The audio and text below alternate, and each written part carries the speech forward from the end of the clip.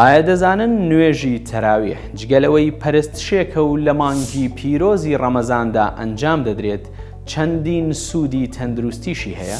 سڵاوتان لێبێت. نوێژی تەراویح وەک ڕاهێنانێکی مام ناوەندوایە و ماسوولکەکان بە پتەوی ئەهێڵێتەوە و جوڵەی جومگە و بەستەرەکان ئاسان دەکات و ڕێگرێت لە پووکانەوەی ئێسک بە تایبەتی لە کەسانی بەتەمەن و ئەو ئافرەتانەی لە سووڕی مانگانە وەستاونەتەوە.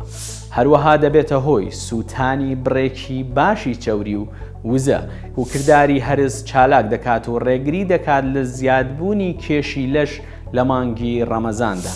ئەگەری توشبوون بە نەخۆشیەکانی دڵ کەم دەکاتەوە لە ڕێگەی چالاکردنی سووڕی خوێن و کردداری هەناسەدان و هاوسەنگڕاگرتنی فشاری خوێن. و لە هەموو ئەمانەش گرنگتر پەرستشێکی ڕۆحیە و کاریگەری باشی لەسەر کەمکردنەوەی خەمۆکی و باشترکردنی میزاج و بیرکردنەوە و یادگە هەیە. بەو هیوایەی ڕۆژ و تاعەتی هەموو لایەک قبوڵ بێت. لەش ساغ و تەندروست.